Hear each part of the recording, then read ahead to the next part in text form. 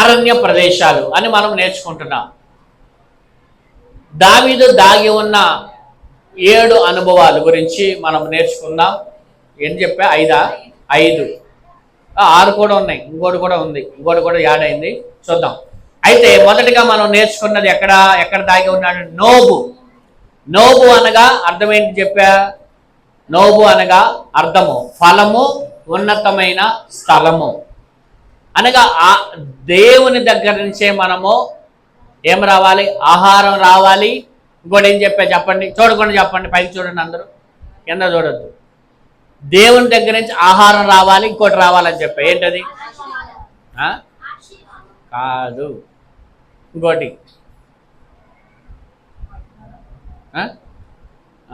అందులో ఏం తీసుకున్నాడు అక్కడ అనేది చెప్పాలి. దావీదు అక్కడ యాజకుడి దగ్గర 2 తీసుకున్నాడు. ఒకటి ఆహారం తీసుకున్నాడు, రొట్లు. రెండోది ఇంకోటి తీసుకున్నాడు.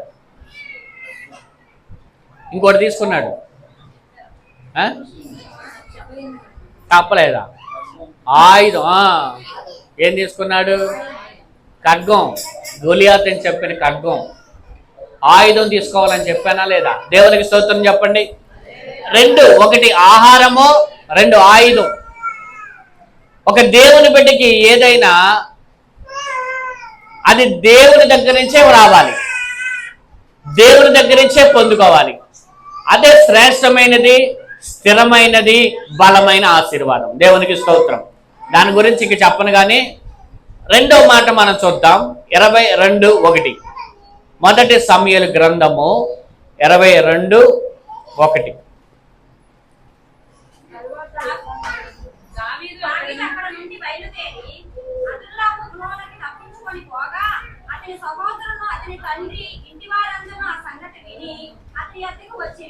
చూడండి, నా వైపు చూడండి, అందరూ తల్ల పైకెత్తండి, అందరూ దేవునికి స్తోత్రం చెప్పండి. అందరు ఆలోచనలు ఇక్కడే ఉన్నాయా? పిల్లలు ఎవరైనా ఏడిస్తే వెనక భాగాన్ని కూర్చోండి.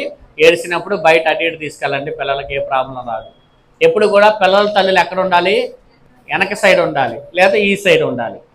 అప్పుడు ఏమైందంటే గబుకున్న వాళ్ళు ఏడ్చినా వాళ్ళు పక్క తీసుకెళ్తారు, ఏ ప్రాబ్లం ఉండదు. చూడండి, 2వదిగా మనం నేర్చుకుంటే కనుక ఏ అరణ్యం అంట? అదుల్లా గృహ. అదుల్లా గృహలోకి దావీదు దాగుకొని ఉన్నాడని రాయబడింది. నా వైపు చూడండి, అదుల్లా గృహ అనగా అర్థం ఏంటంటే విశ్రాంతి స్థలము అని అర్థం.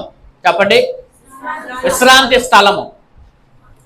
మనకి విశ్రాంతి ఎక్కడ దొరుకుతుంది అంటే కనుక చాలా మంది చెప్పే మాట అంటే మనకి విశ్రాంతికి ఎక్కడ దొరకదండి, మనకి విశ్రాంతి పరలోకంలోనే అంటారు. ఎక్కడండి? పరలోకంలోనే. వాక్యంలో కూడా వారి సంశయములు, వారి భారములు అన్నీ పోయిన తర్వాత చివరికి వాళ్ళు ఎక్కడుంటా? విశ్రాంతి తీసుకుంటారంట. ఎక్కడ? పరలోకంలో. చెప్పండి, ప్రకటన గ్రంథంలో చూడండి, ఒక మాట మీకు దాని గురించి చూపిస్తా.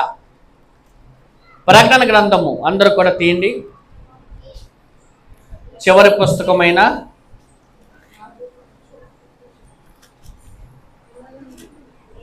14వ అధ్యాయము.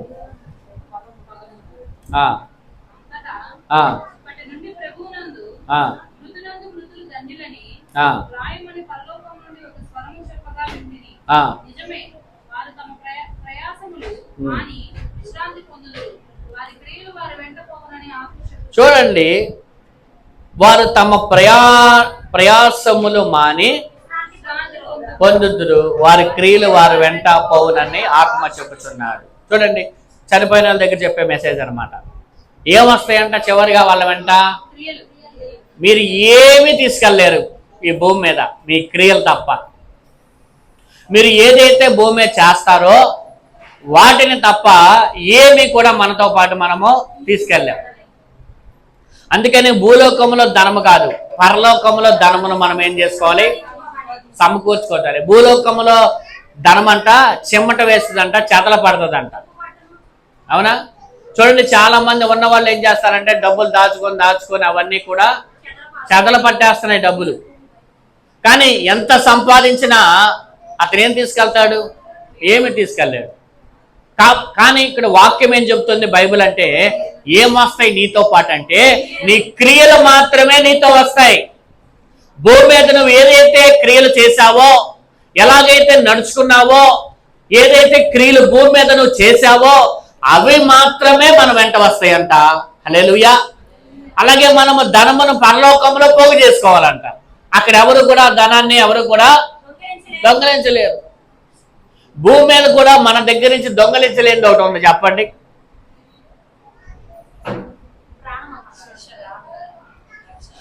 ప్రాణాన్ని చంపేస్తారు. అవునా? సాతాను దొంగిలిస్తాడు. సాతాను దొంగిలించేదే రక్షణ. అవును, నువ్వు లోకంలో పడిపోతే నీ రక్షణ దొంగిలించేసినట్టేగా. దావీదేమంటాడు? నా రక్షణ నన్ను మరలా నాకు దయచేయ అంటాడు. చెప్పండి, ఏం దొంగిలించలేడు?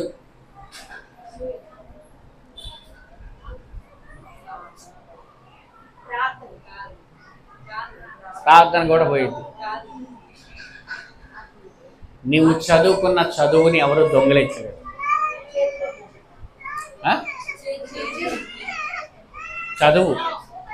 చదువుని ఎవరు కూడా దొంగిలించరు. నీ జ్ఞానమును కూడా ఎవరు కూడా దొంగిలించరు. దేవునికి స్తోత్రం చెప్పండి. మనము పరలోకంలో పోగు చేసుకోవాలంట. ధనమును ఎలా పోగు చేసుకుంటామంటే, పేదలకి మనము సహాయం చేస్తే అది పరలోకంలో మనకి అది పోగు చేయబడుతుంది. మనం ఎంతైతే పేదలకి మనం సహాయం చేస్తామో ఆ ధనం అంతా మనకి పరలోకంలో పోగు చేయబడుతుంది. హల్లెలూయా. విశ్రాంతి అనే మాట గురించి మనం నేర్చుకుంటే కనుక 2 రకాలైన విశ్రాంతులు ఉన్నాయి. ఒకటి చనిపోయినప్పుడు విశ్రాంతి. ప్రభు కూడా ఒక మాట అంటాడు, సమస్త జనులారా, భారం మోస్తున్న సమస్త జనులారా నా యొద్దకు రండి. ఆ విశ్రాంతి ఏంటి? విశ్రాంతి అనగా దానికి శ్రేష్టమైన మాట చెప్పండి, మనం చనిపోయిన తర్వాత వచ్చేదే నిత్య విశ్రాంతి. ఇక ఏ పని ఉండదు. కానీ ఇక్కడ మనకి ఇంకొక విశ్రాంతి మనం నేర్చుకుంటే కనుక, భారముల నుంచి అనగా మనకి రకరకాలైన భారాలతో, ఇబ్బందులతో, ఇరుగులతో ఉన్నప్పుడు ఆ భారముల నుంచి విశ్రాంతి ఎవరిస్తారంటే మన ప్రభు అయిన యేసయ్య మనకి ఇస్తాడు. దేవునికి స్తోత్రం కలుగు. యేసయ్య కూడా 7వ రోజు ఏం చేశాడంట చెప్పండి? విశ్రాంతి తీసుకున్నాడు. విశ్రాంతి అనే మాటకి మనకి శ్రేష్టమైన మాట ఒకటే, పరలోకమే నిత్య విశ్రాంతి. హల్లెలూయా. మన ప్రయాస అంతా కూడా ఇక్కడ వరకే, భూమి మీదే. మన పరుల భారమైనా మన ప్రయాస అయినా అంతా కూడా ఇక్కడే. కానీ ఒక రోజు వస్తుంది, అక్కడ ఎలాంటి బాధలు లేకుండా మనకి విశ్రాంతి దేవుడు అనుగ్రహించును గాక. రెండవదిగా చూడండి, అక్కడ ఒక మాట మనం నేర్చుకుంటే కనుక, ఇంకొక మాట మనం ఈ వచనం దగ్గర మనం నేర్చుకుంటే ఇంకొక మాట చూడండి. అక్కడ మనం నేర్చుకుంటే కనుక 22:1 అదుల్లా గృహం గురించి విశ్రాంతి అనే మాట మనకు కనబడుతుంది. రెండవదిగా మనం చూస్తే అక్కడ చదివిన వాక్యంలో మనం నేర్చుకుంటే ఎవరు వచ్చారంట దావీదు దగ్గరికి? కొంతమంది జనులు. ఎవరంట వాళ్ళు? తన తండ్రి ఇంటి వారందరూ కూడా ఎక్కడికి వచ్చారు? వాళ్ళందరూ ఎలాంటి వారు అంటే, అక్కడ రాయబడిన మాటల ప్రకారం మనం చూస్తే ఇబ్బందులు గలవారు.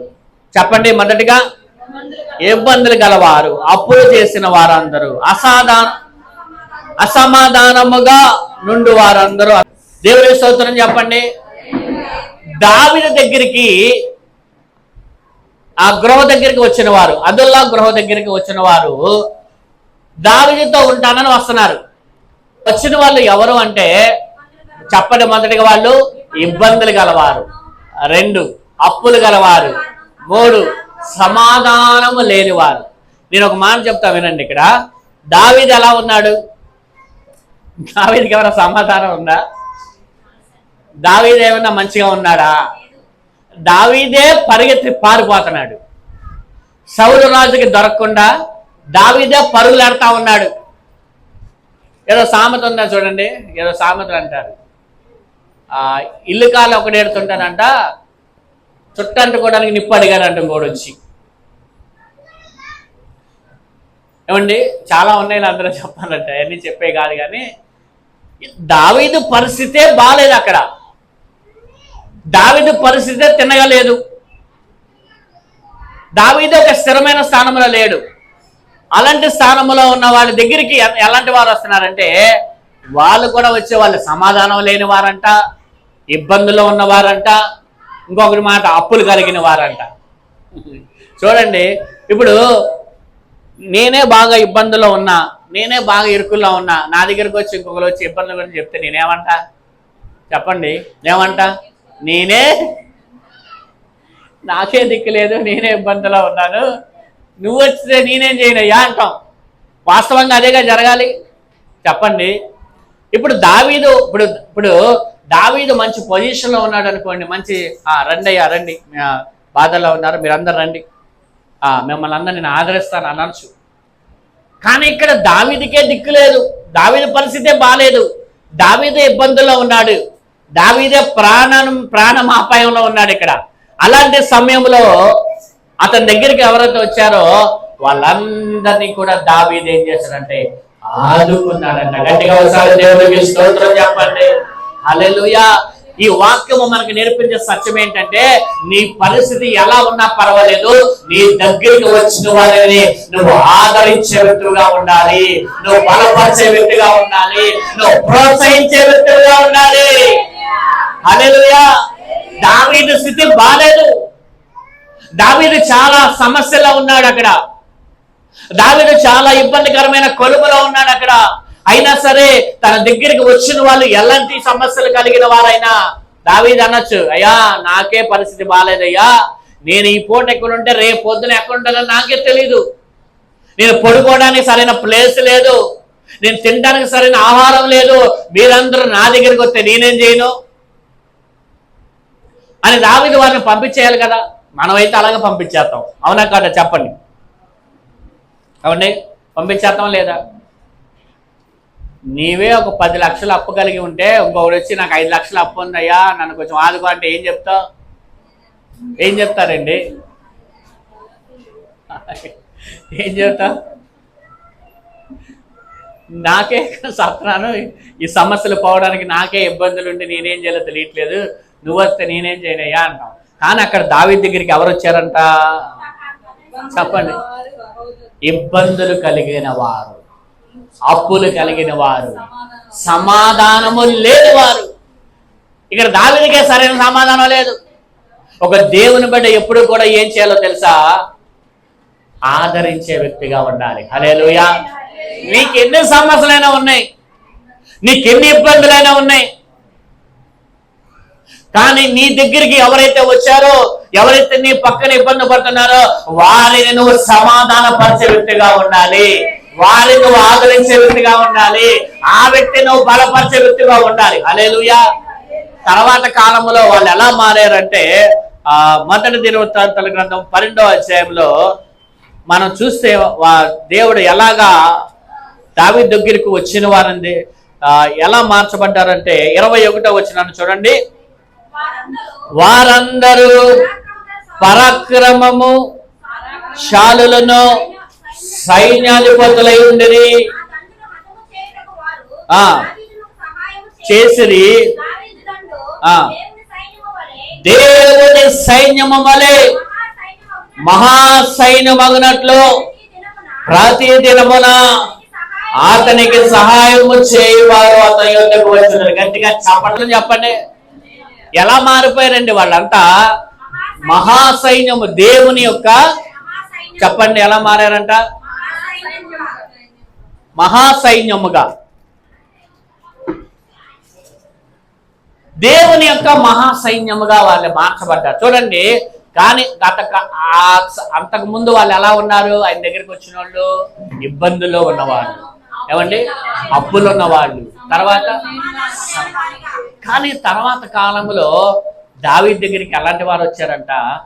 మహాదేవుని సైన్యం వల్లే వాళ్ళు ప్రతి దినము కూడా వాళ్ళు అలాగా దావీదుకి సహాయం చేశారట.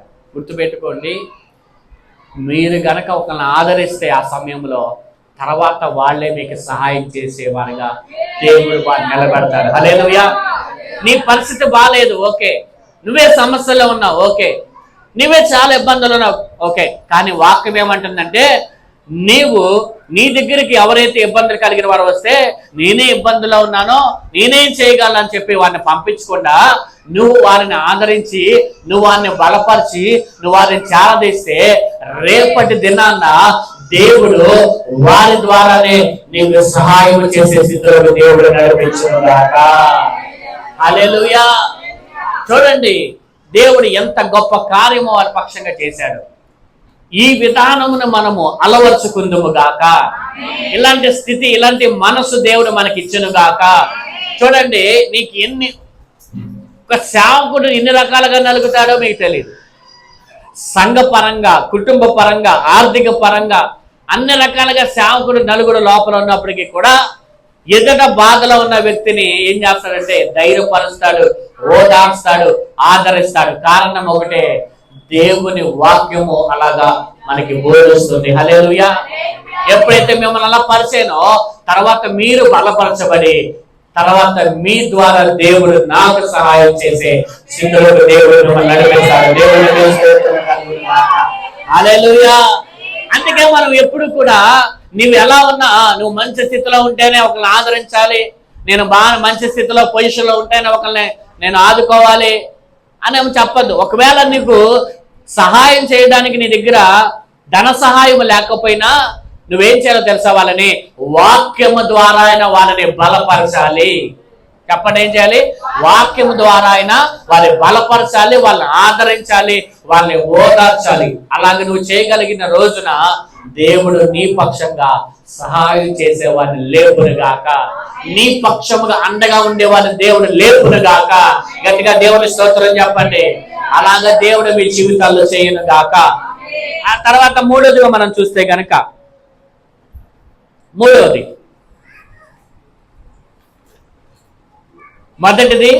మొదటి గృహ చెప్పండి, నోబు. 2 అదుల్లా.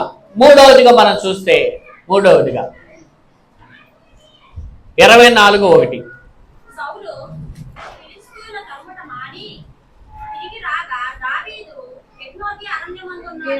ఎన్గేదు. ఏ అరణ్యం అంట? ఎన్గేది అనగా అర్థం ఏంటంటే, ఎన్గేదు అనగా అర్థం సుగంధ అనగా, ఎన్గేదు అనగా అరణ్యం అనగా దేశపు యొక్క సుగంధపు యొక్క మొక్కలకు ప్రసిద్ధి చెందిన ఒక ప్రదేశం అంటది. సుగంధపు యొక్క మొక్కలు. రెండవదిగా దాని అర్థం ఏంటంటే మేక పిల్ల యొక్క ఓట అని కూడా పేరు రాయబడింది దానికి. ఆ పేర్లకు అర్థాలు ఒక నిఘంటువులో ఉంటాయి. నిఘంటువులో రాయబడిన అర్థాలు నేను చెప్తున్నాను అనమాట. ఒకటి మేకపిల్ల ఓట, రెండోది దేశపు సుగంధ మొక్కల యొక్క ప్రసిద్ధి చెందిన ఒక స్థలం. హల్లెలూయా. ఇక 2 మాటలు మనం నేర్చుకుంటే, ఒకటి సుగంధముగా, పరిమళ సుగంధంగా మనందరం కూడా దేవుని ఎదుట మనం ఉండాలి. హల్లెలూయా. మనము పరిమళ సువాసనగా మార్చబడడానికి యేసయ్య తన్ను తాను ఏం చేశాడంట? అప్పగించుకున్నాడు. ఎందుకని? మనము పరిమళ సువాసనగా అంటే మనం ఎలా ఉండాలంటే క్రీస్తు యొక్క పరిమళ సువాసనగా మనం ఉండాలి. హల్లెలూయా. అంటే నీ ద్వారాగా దేవుడు ఎక్కడైతే మహిమపరచబడతాడో అక్కడ నువ్వు దేవునికి ఎలా మార్చబడతావు అంటే చెప్పండి, పరిమళ సువాసనగా నువ్వు ఉంటావు. కానీ నువ్వు బయటకు వెళ్ళిన తర్వాత వాళ్ళేం మనుషులు, వాళ్ళేం బిడ్డలు, వాళ్ళు దేవుని మందిరానికి వెళ్తారు కానీ వాళ్ళు ఏంటి అలా ఉన్నారు అని వచ్చింది అనుకోండి, అది సుగంధ పరిమళం రాదు. మనకి ఏమొచ్చిందంట? దుర్గంధం వచ్చింది. చెప్పండి, ఏం రావాలి మనకి? నీ గురించి ఇరుపక్షుల వారు చెప్పే సాక్ష్యమే నీ జీవితం యొక్క నిజమైన సాక్ష్యం. అదే నిన్ను దేవుని మహిమపరచాలన్నా చెప్పండి, దేవుడు నీ ద్వారా అవమానపరచబడాలన్నా అదే జరుగుతుంది. నిన్ను పిలిచిన దేవుడు నమ్మదగిన వాడు కాబట్టి ఆయన మహిమపరచబడాలి. నువ్వు పౌలు అంటాడు, నువ్వు కూర్చున్నా, నువ్వు నుంచున్నా, అలాగే భోజనము చేసినా, ఏమి చేసినా మహిమ ఎవరికి రావాలి? చెప్పండి, దేవునికి మన ద్వారా మహిమ రావాలి. అవునా? అంటే మీరు ఎక్కడ కూడా మనం మాట్లాడే మాట కానీ ప్రవర్తన కానీ చాలా జాగ్రత్తగా మనం చూసుకోవాలి. ఎందుకో తెలుసా?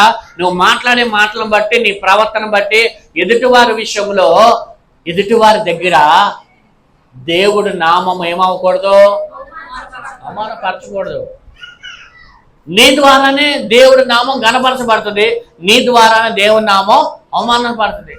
నువ్వు చక్కగా మందానికి వచ్చి అటు ఇటుగా తర్వాత ఇంటి దగ్గర వాళ్ళతో నువ్వు గొడవలు పడితే, వాళ్ళతో నువ్వు వేరేగా మాట్లాడితే, లేదా నీ వ్యక్తిత్వాన్ని గుర్తుపెట్టుకో, నువ్వు ఇచ్చిన కరపత్రిక వాళ్ళు ఇచ్చినా వాళ్ళు చదవరు, అలా పడేస్తారు. కానీ నీ జీవితాన్ని మాత్రం చదువుతారు ఖచ్చితంగా, గుర్తుపెట్టుకో. నువ్వు వద్దన్నా సరే చదువుతారు. నువ్వు చదవమని ఇచ్చిన ఆ పత్రిక చదవరు, కానీ నువ్వు వద్దన్నా నీ జీవితాన్ని ఏం చేస్తారంట, చదువుతారు. ఇప్పుడు ప్రభు సాక్ష్యం ఎలా ఉంది? అబ్రహాము సాక్ష్యం ఎలా ఉంది చెప్పండి? యోసేపు సాక్ష్యం ఎలా ఉంది? దావీదు సాక్ష్యం ఎలా ఉంది? మరి ఈరోజు నీ సాక్ష్యం ఎలా ఉంది ప్రభు దగ్గర? సాక్ష్యము లేనివాడు క్రైస్తవుడు చనిపోయిన క్రైస్తవుడితో సమానం. ఎవరితో సమానం? ఓ క్రైస్తవుడికి ఏముండాలి? బిఫోర్, క్రీస్తుకు ముందు ఎలా ఉన్నావు, క్రీస్తు తర్వాత ఎలా ఉన్నావు అనే ఒక సాక్ష్యం నీకు.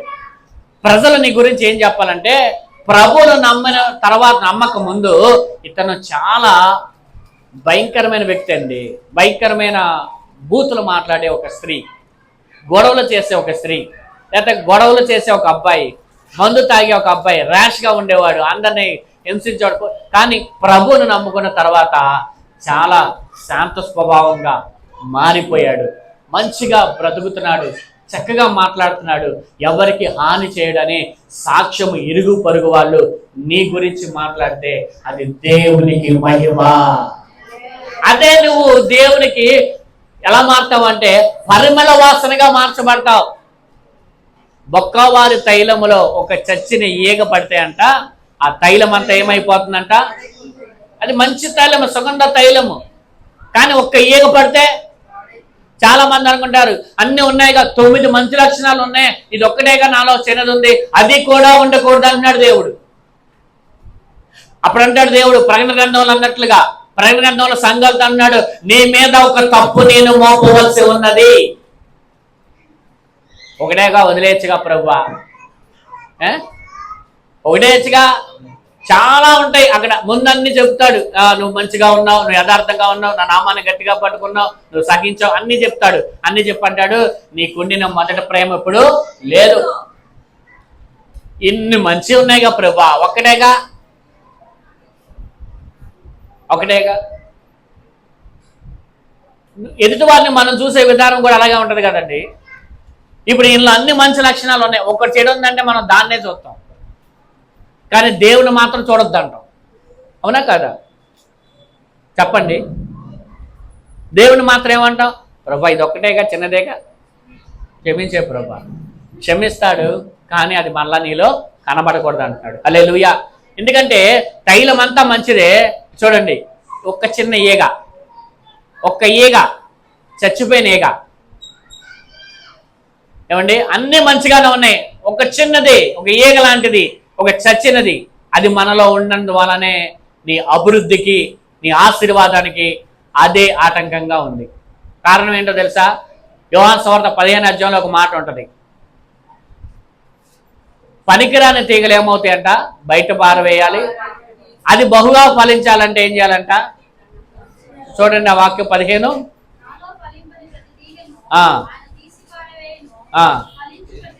ఫలించు ప్రతి తీగ మరి ఎక్కువగా ఫలించాలంటే దేవునికి స్తోత్రం చెప్పండి. పనికిరానిది తీసివేయబడకపోతే ఫలిస్తుందా? ఫలిస్తారా? మందిరానికి వస్తే ఫలిస్తారని నేను చెప్పను, అది అబద్ధం. మందిరానికి వచ్చినంత మాత్రాన్ని ఎవరు ఫలించరు. మందిరానికి వచ్చిన నీవు నీలో పనికిరాని తీసేయాలి. హల్లెలూయా. చూడండి, మందిరానికి వచ్చిన వాళ్ళు ఏం చేయాలంట? వారి చెడుతనమును విసర్జించి తను తాను తగ్గించుకొని ప్రార్థన చేస్తే వారి ప్రార్థన మీద నా కను దృష్టి ఉంటది అని చెప్తున్నాడు దినవృత్తాంతాల గ్రంథంలో. సొలొమోను యొక్క మందిరం గురించి దేవుడు మాట్లాడుతూ అంటాడు, మందిరానికి వచ్చిన వారు ఏం చేయాలంట? వారి చెడుతనమును విసర్జించాలి. మందిరానికి ఎందుకు వస్తున్నావు? నీలో ఉన్న లోపాలు ఏవైతే ఉన్నాయో దేవుడు నీకు చూపించినప్పుడు ఆ లోపాలను నువ్వు తీసేసుకొని, నిన్ను సరి చేసుకొని, నిన్ను తగ్గించుకొని నువ్వు దేవుని సన్నిధిలో కూర్చొని ప్రార్థన చేస్తే అంట, ఆ ప్రార్థన మీదంట దేవుని కను దృష్టి ఉంటుంది. దేవుని చెవులు ఆ ప్రార్థనను ఏం చేస్తాడంట? ఆలకిస్తుంది. అంతేగాని దేవుని సన్నిధికి వచ్చినంత మాత్రం నీ ప్రార్థన దేవుడు ఆలకించడు. అది చెబితే కనుక అది తప్పు, అది సరైన విధానము కాదు. నువ్వు వచ్చి రావాలి ఖచ్చితంగా. వచ్చిన నువ్వు ఏం చేయాలంటే నీలో ఉన్న చెడుతనము అనగా పనికిరాని తీగ లేదా చచ్చిన ఈగ ఏదైనా సరే నీకు తెలియదు, వాక్యంలో చూసుకోవాలి. వాక్యంలో మాట్లాడినప్పుడు అది నీకు అది అనిపించిందంటే దేవుడు నీతో మాట్లాడినట్టే. హల్లెలూయా. కొంతమంది అంటారు దేవుడు పాస్టర్ గారు నా గురించే మాట్లాడతాను, నేను ఎందుకు నీ గురించి మాట్లాడతాను? ఇక్కడ కాదులేండి. కొంతమంది అనుకుంటారు కొన్ని సంఘాల్లో ఒక వ్యక్తి గురించి ఎందుకు మాట్లాడతాడు? దేవుడు మాట్లాడినప్పుడు అది నీకు తగిలినప్పుడు నువ్వు సరిదేసుకోవాలని దేవుడు నీకు ఆ మాట ఇచ్చినప్పుడు నువ్వేం చేయాలి? దాన్ని తీసుకోవాలి, నువ్వు సరి చేసుకోవాలి, అప్పుడు నువ్వు దీవించబడతావు. సేవకుడు ఎప్పుడు కూడా సంఘం దీవెనే కోరుకుంటాడు, గుర్తుపెట్టుకోండి. హల్లెలూయా. అలాంత మాత్రాన దీవెన అనేది ఊరికే రాదండి, గుర్తుపెట్టుకోండి. దేవుడు ఊరికే ఎవరిని కూడా బ్లెస్ చేయడు. వాక్య విరుద్ధంగా దేవుడు ఏది చేయడు, గుర్తుపెట్టుకోండి. వాక్య విరుద్ధంగా ప్రభు ఏది చేయడు. నువ్వు నీలో ఉన్న పనికిరాన్ని తీసేస్తేనే దేవుడు నిన్ను ఏం చేస్తాడు? ఆశీర్వదిస్తాడు. ఎందుకంటే దేవుడు చెవులు నీ ప్రార్థన వినాలా వద్దా? ప్రార్థన చేస్తున్నాం కానీ నీలో ఉన్న చచ్చినేగలు తీసేయట్లేదేమో. ఎందుకు నీ ప్రార్థనకి జవాబు రావట్లేదు? ఒకసారి ఆలోచన చేశారా దేవుని బిడ్డలారా? ఏదైనా ఆ చచ్చిన ఈగ లాంటిది కానీ పనికిరాని తీగ కానీ ఏదైనా ఉందేమో. అది నువ్వు వాక్యములో వల్ల నీకు తెలియకపోతే దేవుణ్ణి అడగచ్చు కదా ఒకసారి. ప్రభా ఏంటి నాలో పనికిరాంది, నాలో చచ్చిన ఈగ ఏదైనా ఉందో చెప్పు ప్రభా అని అడిగితే దేవుడు వాక్యంలోంచి మాట్లాడతాడు, లేదా నీకు దర్శనం ద్వారా మాట్లాడతాడు, సేవకుడి ద్వారా మాట్లాడతాడు. అలా మాట్లాడినప్పుడు ఆ పనికిరాంది నువ్వు తీసేసుకున్నప్పుడు దేవుడు బహుగా దీవించుగాక. నమ్మేవారు దేవునికి స్తోత్రం చెప్పండి. నమ్మేవారు దేవునికి గట్టిగా స్తోత్రం చెప్పండి. హల్లెలూయా. లోపాలు కలిగిన వారిని దేవుడు కోరుకోవట్లా. గుర్తుపెట్టుకోండి, దానియేలు గ్రంథములో 1వ అధ్యాయంలో నెబుకద్నెజరు రాజు అంటాడు, ఏ లోపము లేని సౌందర్యవంతులైన బాలులు కావాలంట. అంటే నేను అనే మాట ఏంటంటే లోక సంబంధమైన ఒక రాజే ఏ లోపము లేని వాడు కోరుకుంటే రాజులకు రాజు ప్రభుల ప్రభైన మన యేసయ్య లోపములు కలిగిన వారిని కోరుకుంటాడా? గుర్తుపెట్టుకోండి, లోపములు కలిగిన వారిని దేవుడు ఎన్నుకొని లోపము లేని వారుగా చేస్తాడంట. అర్థమైందా? లోపములు కలిగిన వారిని ఒక వాక్యం మీకు చూపిస్తారు. దీనికి సంబంధించిన ఒక వాక్యం రోమా పత్రికలో ఉంటుంది. వాక్యం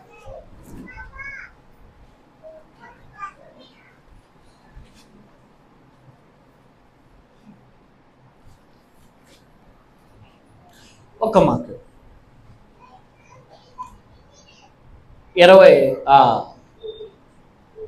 29 చదవండి. అధ్యాయం వచ్చి 8వ అధ్యాయం 29. ఎందుకనగా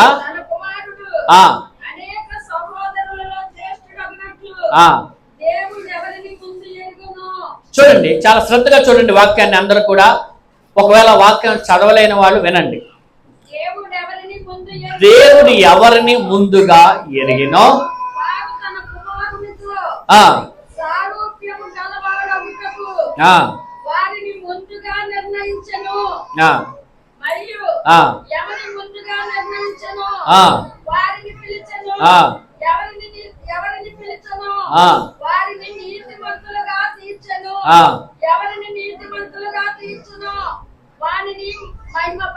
దేవునికి స్తోత్రం చెప్పండి.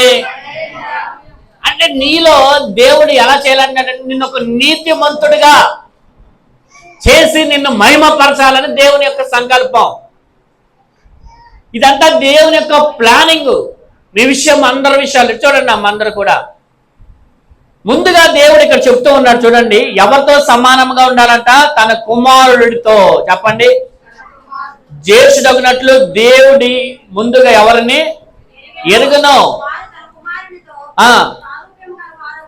సారూప్యం గల వారు అవడం అంటే ఏంటమ్మా చెప్పండి మీరు? సారూప్యం సమానముగా. ఎవరికి సమానంగా? కుమారుడికి సమానంగా. అంటే అర్థం ఏంటో తెలుసా?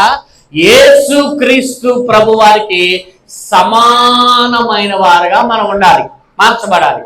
అందుకే దేవుడు మనం పిలిచాడు, గుర్తుపెట్టుకోండి. అలాగే అందుకే అన్నాడు, ముందుగా ఎవరిని ఎరిగినో వాళ్ళని వారు తమ కుమారుతో గలవారు అగినట్లు వారిని ముందుగా నిర్ణయించాడు. మరి ఎవరిని నిర్ణయించాడో వారిని పిలిచాడు. మీ అందరినీ దేవుడు ఏం చేశాడ? పిలిచాడు. ఎవరిని పిలిచాడో వారు నీతిమంతులుగా చేశాడు. ఎవరు నీతిమంతులుగా చేశాడో నిన్ను పిలిచాడు, దేవుడిని నీతిమంతులుగా చేస్తాడు. ఎప్పుడు? రక్షణ తీసుకున్నాడు. ఎవరైతే బాప్తిసం తీసుకున్నారో వాళ్ళందరూ ఏమవుతారంట? నీతిమంతులుగా. నీతిమంతులను దేవుడు ఏం చేస్తాడంటే మహిమపరుస్తాడు. దేవుడికి స్తోత్రం కలుగును గాక. దేవుడు మిమ్మల్ని అందరూ ఎందుకు పిలిచాడంటే నీతిమంతులుగా చేయడానికి. నీతిమంతులుగా ఎందుకు చేస్తాడంటే నీతిమంతులుగా చేసిన వారిని ఆయన మహిమపరుస్తాడు. హల్లెలూయా. అంటే చూడండి, మరి మనలో లోపాలు ఉంటే దేవుడికి ఇష్టమా? లోపాలు కలిగిన వారిగా ఉండాలనా? కాదు. మిమ్మల్ని లోకంలో లోపాలు కలిగిన వారమే మనందరం కూడా. మనందరూ లోపాలు కలిగిన, గుర్తుపెట్టుకోండి, ప్రభు ఎన్నుకున్న శిష్యుల్లో కూడా లోపాలు ఉన్నాయి. లోపాలు లేని మనిషి ఎవరు ఉండరు. కానీ ఆ లోపాలు నీళ్ళు అలాగే ఉండిపోకూడదు. ప్రభులోకి వచ్చిన తర్వాత ఆ లోపాలన్నీ కూడా చూడండి, అందరూ కూడా సరిచేయబడాలి, తీసివేయబడాలి. యేసయ్య స్వరూపంలో మనందరం వచ్చుదుము గాక. దేవుని స్తోత్రం చెప్పండి. ఇప్పుడు చెప్పండి, లోపాలు ఉండాలా ఉండకూడదా? ఇటు చెప్పండి, ఇటు చెప్పండి. ఏ లోపం మనలో ఉండకూడదు. అప్పుడే దేవుడు మన మహిమపరుస్తాడు. అనగా యోహాను సువార్తలో యోహాను ఏమంటాడంటే బహుగా ఫలించడం వేరు, అంటే అత్యధికమైన దీవెన, అత్యధికమైన ఆశీర్వాదము దేవుడు ఇచ్చునుగాక. హల్లెలూయా. ప్రభా నన్ను దీవించు ప్రభా, నన్ను దీవించు ప్రభా అని అడుగుతావు. దేవుడు అంటున్నాడు, ముందా తీసేవయ్యా లోపల. ఆ చూడ కనబడుతుంది ఆ పనికిరాంది, తీసే ముందు అంటున్నాడు దేవుడు. కానీ నువ్వేం చేస్తున్నావు? ఆ తీట్లా తీకోకుండా ఏం చేస్తున్నావు? దీవించు ప్రభా, దీవించు ప్రభా, దీవించు ప్రభా. దేవుడు ఒకటే అన్నాడు, నువ్వు అది తీస్తేనే నేను దీవిస్తా. ఈరోజు దేవుడు మాట్లాడుతున్నాడు, మీలో ఏదైతే చచ్చిన ఈగ లేదా పనికిరాని తీగ ఏదైనా సరే దేవునికి ఉన్నదా ఇది విరోధముగా ఉన్నదాన్ని మనం ఏం చేయాలి? తీసివేయదుముగాక. దేవునికి స్తోత్రం చెప్పండి. అందరూ కూడా ఏం చేయాలంట? అప్పుడు మనల్ని దేవుడు ఏం చేస్తాడంట? బహుగా మనల్ని దేవుడు ఆశీర్వదించి మనము పరిమళ వాసనగా. ఇప్పుడు ఏ లోపం ఉంటే దాన్ని ఎత్తి చూపిస్తారు కాబట్టి మన సాక్ష్యం ఏమైపోతుంది అప్పుడు? అందుకనే ఇప్పుడు మనం ఎలా మారాలంట? క్రీస్తు యొక్క పరిమళ సువాసనగా మనందరం కూడా మార్చబడదుముగాక. చెప్పండి. అందుకే ప్రభు తను తాను ఏం చేశాడంట?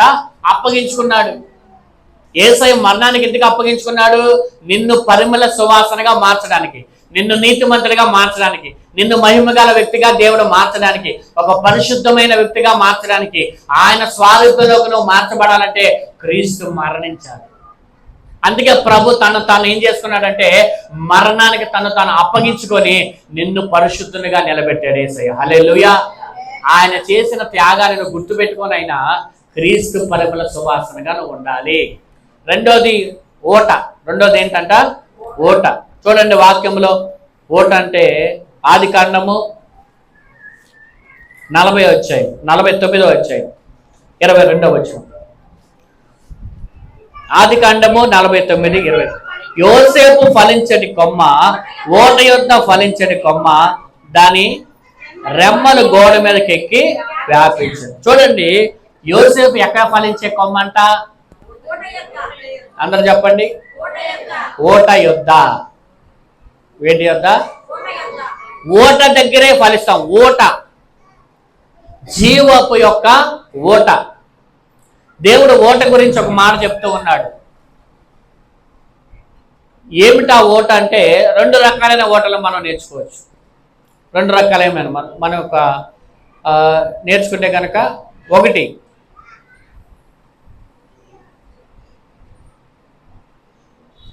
మన హృదయమే ఒక ఓట, మన హృదయమే ఒక ఓట. రెండవ ఓట దేవుడే ఒక ఓట. ఒక మాట మీకు చెప్తాను. ఎలీషా కాలంలో ఊరు మంచిదే కానీ ఓటలన్నీ చెడిపోయిన పాట కూడా మంచిది. చెరువు మంచిదే కానీ చెరువులో ఉన్న నీళ్ళు ఏమైనాయి అంట, పాడైపోయినాయి. అంటే మనుషులందరూ మంచోళ్ళే, కానీ లోపల ఉన్న చెప్పండి హృదయాలు ఏమైపోతున్నాయి, చెడిపోతున్నాయి. ఆ హృదయం ఎప్పుడైతే శుద్ధి అవుతుందో అప్పుడు ఆ వ్యక్తి అంతా కూడా మంచి వ్యక్తిగానే ఉంటాడు. అర్థమైందా? అందుకే యేసన్న గారు పాడిన పాట, ఏం పాట అది? ఓటలు నీలోనే దాగి. అవునా? ఓటలన్నీ మంచివే కానీ ఏమైపోయినాయి అంట, చెడిపోయింది. దేవునికి స్తోత్రము కలుగునుగా.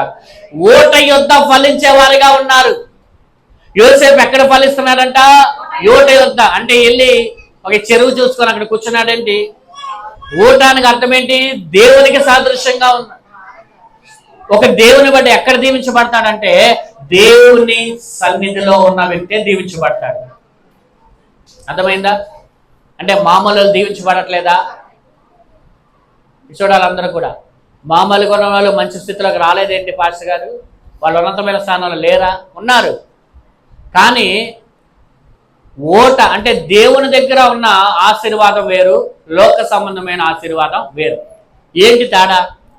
లోకంలో ఉన్న ఆశీర్వాదానికి దేవునిలో ఉన్న ఆశీర్వాదానికి తేడా ఏంటంటే, ఇప్పుడు లోకంలో బాగా డబ్బులు సంపాదించి ధనవంతుడేననుకోండి, వాడికి ఖచ్చితంగా నిద్ర పట్టిద్దా?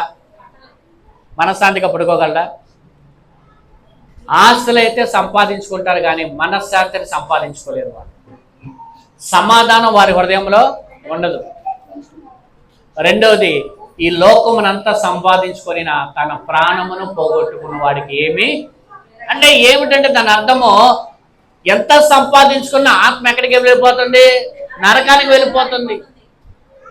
అదే దేవుని ద్వారా వచ్చిన ఆశీర్వాదం అనుకోండి, ఇక్కడ సమాధానం ఉంటుంది, అక్కడ నిత్య విశ్రాంతి ఉంటుంది. దేవునికి హల్లెలూయా. అవునా కదా చెప్పండి? దేవుని దగ్గర వచ్చే ఆశీర్వాదము అదే లోకంలో వచ్చే ఆశీర్వాదానికి తేడా ఉందా లేదా? చెప్పండి, తేడా ఉందా లేదా? ఓట ఎంత ఫలించడు కమ్మ. అందుకే సమయాల గురించి ఏం చెప్పబడింది వాక్యములు అంటే, దేవుని యందు మనుషుల యందు కూడా వర్ధిల్లేదంట. దేవునికి స్తోత్రము కలుగునుగా. లోక సంబంధమైన ఆశీర్వాదమే ఆశీర్వాదం కాదు. మనకి నిజమైన ఆశీర్వాదమే పరలోకం. దానితో పాటు లోక సంబంధమైన ఆశీర్వాదం కూడా దేవుడు ఇస్తాడు. ఎవడా చెప్పండి? ఇస్తాడా? ఎవడా? ఏమన్నాడు యేసయ్య మొదట? చెప్పండి, నా నీతిని రాజ్యాన్ని వాటితో పాటు అన్ని మీకు ఇస్తాడు. అంటే దేవుడు అన్ని ఇస్తాడు మనకి, కానీ మనము దృష్టి పెట్టవలసింది ఈ లోక సంబంధమైన వాటి కోసం కాదు. దేనికోసం? పర సంబంధమైన దేవుళ్ళ కోసం. హల్లెలూయా. అంటే ఓట యొద్ద ఎవరైతే ఉంటారో వారు ఫలిస్తారు. దేవునికి స్తోత్రము కలుగును గాక. దేవునికి దూరంగా ఉండి మీరు ఏం చేయగలరు చెప్పండి? ఏమి చేయలేం మనం దేవునికి దూరంగా ఉండి. ఎక్కడ ఫలిస్తాము? మన చాలాసార్లు చెప్పే ఇస్సాకు 26వ అధ్యాయం ఆదికాండంలో దేవుడు ఒక మాట చెప్తున్నాడు అక్కడ. ఏమండి? ఆ దేశమందున్న వాడే నూరింతల ఆశీర్వాదం పొందుకున్నాడు. అతను పెద్దవాడే క్రమక్రమంగా దీవిస్తూ దేవుడు అతన్ని వర్ధిల్ల చేశాడంట. అయితే ఒక మాట ఉంది అక్కడ, ఏంటంటే ఆ వ్యక్తి గొప్పవాడు అవ్వాలంటే దేవుడు ఆశీర్వదిస్తేనే ఆ వ్యక్తి గొప్పవాడయ్యాడు. ఒక వ్యక్తి దేవుడు దీవించకపోతే ఎలాగ ఆశీర్వాదం వస్తుంది? అంటే దేవుడు నిన్ను దీవించాలంటే నువ్వు ఎక్కడ ఉండాలి? ఓట దగ్గర రావడం వేరు, ఉండడం వేరు. అర్థమైందా నా మాట మీకు? రావడం వేరు వెంకటేశ్వర గారు, రావడం వేరు, ఉండడం వేరు. ఉండడం అంటే ఏంటి? అక్కడ ఉండిపోవడం. రావడం ఏంటి? వచ్చి వెళ్ళిపోవడం. ఎక్కువగా దేవుని దగ్గర కూర్చోవాలి మనం. నేను రోజు అక్కడ అదే చెప్పా, దేవుని దగ్గర కూర్చోవడం వేరు, వచ్చి వెళ్ళిపోవడం వేరు. గుర్తుపెట్టుకో. వచ్చి మీరు ఆదివారం వచ్చి వెళ్ళిపోతున్నారు, మరి ఇంటి దగ్గర మీ పనులు మీరు చేసుకున్నారు, అడవడే తిరిగేస్తున్నారు, మరి దేవుని దగ్గర ఎప్పుడు కూర్చుంటున్నారు? వాక్యం ఏం చెప్తుంది? దేవుని యొక్క చూడండి శక్తి, దేవుని యొక్క ప్రభావము, దేవుని యొక్క ప్రత్యక్షత నీకు రాకపోతే నువ్వు ఎలాగ దీవించబడతావు? అవునా కాదా చెప్పండి? ఎలా దీవించబడతావు? ఇప్పుడు మీ భాషలో చెప్తా, ఒక అధికారికి, ఒక ఎమ్మెల్యేకి దగ్గరగా ఉన్నవారు ఉంటారు, దూరంగా ఉన్నవారు ఉంటారు. దగ్గరగా ఉన్నవారు అసిస్టెంట్లుగా ఉంటారు. వాళ్ళు ఏది చెప్పినా త్వరగా కార్యాలు జరుగుతాయి. దూరంగా కూడా ఒక పరిచయం ఉందనుకోండి, అంతే. వాళ్ళకి జరుగుతాయా, దగ్గరగా ఉన్న వాళ్ళకి జరుగుతాయా? ఎవరికి? అమ్మ చెప్పండి, ఇక్కడ ఎవరు చెప్పట్లేదు. ఒక లోక సంబంధమైన ఒక ఎమ్మెల్యే దగ్గరగా ఉంటేనే అన్ని కార్యాలు జరిగినప్పుడు, మరి దేవాతి దేవునికి దగ్గరగా ఉంటే చెప్పండి, దేవుడు ఎన్ని కార్యాలు జరిగిస్తాడు మనకి? అవునా కాదా? దేవునికి మనం ఎంత దగ్గరగా ఉంటే, దేవునికి నువ్వు ఎంత సమీపంగా ఉంటే అంతగా దేవుడి కార్యములు చేయను కాక. దేవునికి స్తోత్రం చెప్పండి అందరూ కూడా. ఓట దగ్గర ఉన్న యోసేపు ఫలించిన కొమ్మలాగా ఉన్నాడని రాయబడింది వాక్యము. ఈ రోజు ఎవరైతే దేవునికి అనే ఓట దగ్గర ఎవరైతే ఉంటారో వారు దేవుడు బహుగా ఫలించను కాక. చెప్పండి, నేను దేవుని దగ్గర నేను కూర్చుంటానని. ప్రతిరోజు మీ ఇంటి దగ్గర, పోనీ మందిరానికి రాకపోతే మీ ఇంటి దగ్గర అయినా మీరు కూర్చోండి, దేవుని దగ్గర కూర్చొని దేవుని దగ్గర అడగండి, దేవుని ఆలోచన చూడండి, ఆలోచన ఏంటో వినండి. మనం ఎంతైనా కష్టపడుతున్నాం, కానీ దేవుని సన్నిధిలోనే ఉన్నవారే బహుగా దీవించబడతారు. అదే వాక్యం చెప్తుంది కదా. దానికి ఇంకో ఉదాహరణ చెప్పడం మీకు చాలాసార్లు చెప్పాను. ఒక కొమ్మ, ఏమండి, ఒక ద్రాక్ష చెట్టుకి అంటు కట్టబడిన ఒక కొమ్మ. ఈ కొమ్మలోకి ఏం రావాలి? చెట్టు యొక్క సారం ఆ కొమ్మకి రాకపోతే ఆ కొమ్మ ఏమైపోతుందంట? ఎండిపోతుంది. చెప్పండి, ఏమైతే? ఎండిపోద్దా లేదా? మరి దేవుని ప్రభావం నీలోకి రాకపోతే నువ్వు ఎలా దీవించబడతావు? దేవుని శక్తి నీలోకి రాకపోతే నువ్వు ఎలాగ అభివృద్ధి పొందుతావు? దేవుని యొక్క కృప నీలోకి రాకపోతే నువ్వు ఎలాగ దీవించబడతావు? దీవించబడతారా? వచ్చి వెళ్ళిపోవడం వల్ల దేవుడు ఏం ఆశీర్వదిస్తాడండి మనల్ని? దేవుని గురించి నీకేం తెలుస్తుంది? మీకు దేవుని దగ్గర కూర్చుంటేనే దేవుడు తనేంటో నీకు పరిచయం చేసుకుంటాడు, తాను ప్రత్యక్షపరుచుకుంటాడు, అనేకమైన మాటలు నీతో మాట్లాడతాడు, అనేకమైన ఆలోచనలు నీకు చెప్తాడు. దేవుడు నీ పక్షంగా ఏది చేయాలో అది నీకు ఆయన నేర్పిస్తాడు. హల్లెలూయా. మరి అదంతా తెలుసుకోకుండా వచ్చి అలా వెళ్ళిపోవడం వల్ల నువ్వు ఏమి దేవునితో అంటుకట్టబడుతున్నావు? అక్కడంట అంటుకట్టబడేటప్పుడు అది పూర్తిగా ఏమవ్వాలి? కనెక్షన్ కరెక్ట్గా ఉండాలి. సరైన సిగ్నల్ రాకపోతే ఈ ఫోనే పనిచేయదు. దేవుడితో నీకు ఒక సరైన సహవాసం లేకపోతే నీ కుటుంబం ఎలా దీవించబడుతుందండి? ఆలోచన చేయండి ఒకసారి. ప్రియ దేవుని సంగమా, దేవునితో అంటుకట్టబడి ఉండుదురుగాక. ఎలా ఉండాలి? పక్కన వాళ్ళు చెప్పండి, దేవునితో మీరు అంటుకట్టబడి ఉండుదురుగాక. మీటర్ చెప్పండి. ఇప్పుడు మీకు మీరు చెప్పుకోండి. సరే, ఇప్పుడు మీకు మీరు చెప్పుకోండి, నేను దేవునితో అంటుకట్టబడి ఉండునుగాక.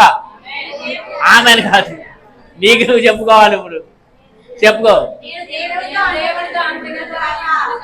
దేవుడు ఇది చూసైనా ఆమెను అంటారు కాబట్టి. హల్లెలూయా. రోజు ఇంకో మాట గుర్తుపెట్టుకోండి. నేను ఒక విషయం చెప్తున్నాను. మన సంఘము దీవించబడాలని, కుటుంబాలుగా రావాలని ప్రార్థన చేయడానికి ప్రతిరోజు ఒక్కొక్కరు ఒక్కొక్క గంట ప్రార్థన ఇక్కడ చేయడానికి రావాలి. వస్తారా? రారా? ఒక గంట అండి. మీ రోజు మొత్తంలో ఒక గంట మీకు కుదిరిన రోజు ఎవరు వస్తారు చెప్పండి. అది సంబంధం లేదు, అది లెక్కలోకి రాదు. ఉదయకాల ప్రార్థన వేరు. నేను మామూలుగా పర్సనల్గా వచ్చి ఒక గంట సంఘం కోసం, అలాగే ఫ్యామిలీలుగా రావాలి అని, అలాగే మీ వ్యక్తిగతం కూడా చేసుకోండి. ఇంకా చేసుకోగలిగితే ఇలా చేయాలి. ఇలా చేసేవారు రావాలి. ఈరోజు ఎవరు సమర్పణ చేసుకుంటున్నారు వారి చేతులు ఎత్తండి. ఆ పలానా రోజు మీరు వచ్చి ప్రార్థన చేయాలి. మీరు సమర్పించుకుంటుంది నా దగ్గర కాదు, దేవుడి దగ్గర. ఒక గంట కూడా నాకు కుదరలేదు అన్న వాళ్ళని నేనేమనలేదు. ఆదివారం తీసేయండి, ఎప్పుడైనా పర్వాలా. అర్ధరాత్రి 12కి వచ్చి వేసుకున్న పర్వాలా. ఒక రోజులో ఏ సమయం అయినా, ఆ సమయం నేను చెప్పను, అది మీకు ఎప్పుడు కుదిరితే అప్పుడు. మీ పనులన్నీ అయిన తర్వాత ఏదో ఒక గంట వచ్చి చేయండి. ఎవరు చేస్తారు? చేయొద్దండి.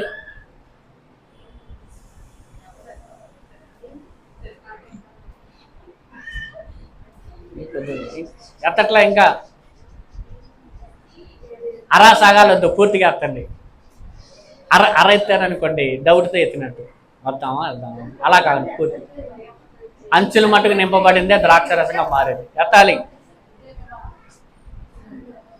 అది గుర్తులేదు. నీ మధ్యాహ్నం పాటు చేసుకుంటావుగా, ఇక్కడ ఇక్కడ చేసుకో, ఇక్కడికి వచ్చినప్పుడు చెయ్యి. ఇద్దరు వస్తారు, ఇద్దరు చేసుకోండి. ఒక టైం పెట్టుకొని మీరు నాకు కాదు దేవునికి ఇచ్చారు, దేవునికి స్తోత్రం కలుగునుగా, అలా చెయ్యండి. దేవుడు మన సంఘాన్ని అద్భుతంగా దేవుడు దీవించబోతున్నాడు. గట్టిగా దేవుడికి స్తోత్రం. ఎన్గేరు అనగా అర్థం ఏంటంటే ఊట, అలాగే సుగంధ మొక్కలకు ప్రసిద్ధి పొందిన స్థలముగా మనము చూసాం. తర్వాత మాట మనం చదువుకుందాం. తర్వాత 25:1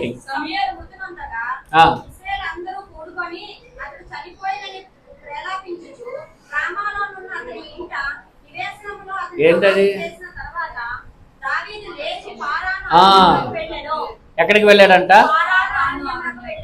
పారాను అరణ్యం. పారాను అరణ్యం మనకు అర్థం ఏంటంటే బిలములు గల స్థలము, అగ్ని పర్వతం ఏర్పడిన ప్రదేశాలు అని అర్థం. దేవుని స్తోత్రం చెప్పండి. మా అందరు దేవుని స్తోత్రం చెప్పండి. దాని అర్థం ఏంటంటే అరణ్య ప్రదేశము. అది రెండవదిగా దాని అర్థం ఏంటంటే అగ్ని పర్వతములు ప్రవహించిన స్థలాన్ని బిలములు కలిగిన స్థలం అని పిలుస్తారంట. దాని అర్థం అది. అయితే అక్కడ మనము నేర్చుకునే మాట ఏంటంటే అడిగింది కొద్దిగే కానీ దేవుడు విస్తారముగా అనుగ్రహించిన కృప. చూడండి, పారాను అనగా అడిగింది కొద్దిగే కానీ దేవుడిచ్చింది బహుగా ఇచ్చాడంట వాళ్ళకి. ఏమిటో ఇది మనం నేర్చుకుంటే కనుక అక్కడ జరిగిన ఆ స్టోరీ మనం చూస్తే కనుక చూడండి, అక్కడ దావీదు తన అనుచరులను ఎక్కడికి పంపిస్తాడంటే ఈ పారాను అరణ్యంలో నుండి, చూడండి అందరూ కూడా నాబాలు దగ్గరికి పంపిస్తాడు భోజనం పదార్థాలు తీసుకురమ్మని. నాబాల్ అంటాడు దావీదు ఎవడో, యెషై కుమారుడు ఎవడో అనవడో నాకు తెలియదు అంటాడు. ఎందుకని పంపించాడంటే వాళ్ళ మందను పగలు రాత్రి కూడా ఒక్క గొర్రె కూడా నష్టం అవ్వకుండా దావీదు తన అనుచరులందరూ కాపాడతారు. చూడండి, ఎప్పుడు కూడా అరణ్యంలోకి వెళ్ళినప్పుడు ఏదో ఒక గొర్రె నష్టపోతారు, ఏదో ఒకటి, ఏదో అడవి మృగాల ద్వారానో దేని ద్వారానో ఏవో కొన్ని గొర్రెలు కానీ నష్టపోతూ ఉంటారు అన్నమాట. కానీ ఇక్కడ మనం చూస్తే కనుక నాబాలు యొక్క ఆ గొర్రెల మందులో ఒక్క గొర్రె కూడా నష్టపోలేదంట. అంతగా వీళ్ళు ఏం చేస్తారంటే ప్రొటెక్షన్ చేశారు, కాపుదలు ఉండారు, రాత్రి పగలు కూడా వాళ్ళు కాపాడారంట. కాపాడినందుకు దావీదు అన్నాడు కృతజ్ఞతగా కొంచెం ఆహారాన్ని నాబాల్ దగ్గర నుంచి వెళ్ళి తీసుకురమ్మని తన మనుషులను పంపించాడు. పంపించినప్పుడు ఏమన్నాడు నాబాలు?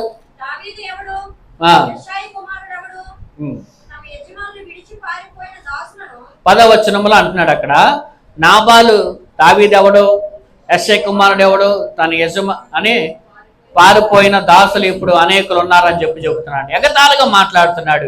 కానీ అక్కడ దావీదు కోపం బహుగా వచ్చి నాబాలు చంపడానికి వెళ్ళాలని నిర్ణయించుకున్నప్పుడు అక్కడ అబిగేల్ అనే ఒక స్త్రీ ఉంది. ఎవరు? తన భార్య. ఆవిడేం చేసిందంటే త్వరగా ఏం చేసిందంట చూడండి, 23వ వచనం చూడండి. అబిగేలు దావీదును కలుసుకొని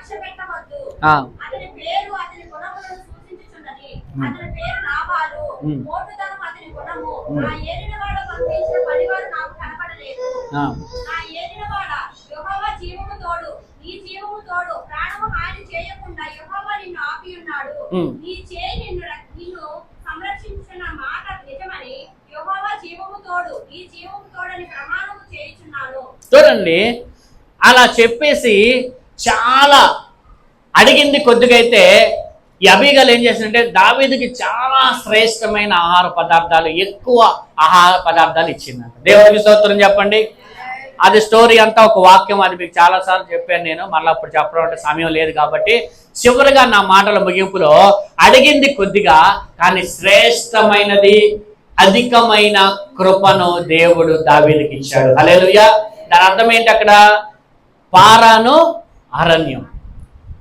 పారాను అరణ్యం అనగా నువ్వు అడిగిన దానికంటే ఊహించిన దానికంటే అత్యధికంగా దేవుడు ఇచ్చేవాడై ఉన్నాడు. హల్లెలూయా. ఈ రోజు దేవుడు మాట్లాడుతున్న మాట ఒకటే, మీరు ప్రభు దగ్గర ఏది అడుగుతున్నారో దానికి అంటే అధికంగా దేవుడు మీకు ఇచ్చును గాక. హల్లెలూయా.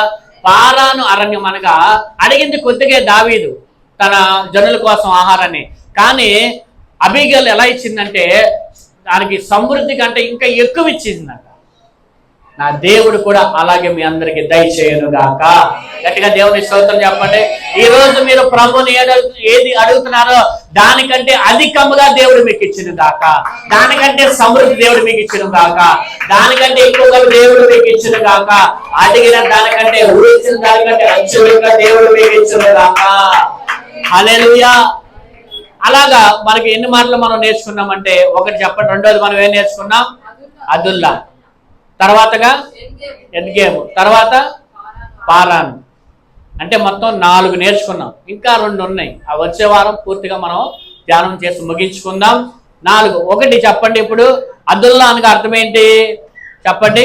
నేను శ్రమలో ఉన్న నన్ను ఎదుటి వారిని ఆదరించే వ్యక్తిగా నేను ఉండాలి. దావీదు అలా ఉన్నాడు కాబట్టి వాళ్ళందరూ తర్వాత ఎలా మార్చబడ్డారో, ఎలా సహాయం చేశారో మనం నేర్చుకున్నాం.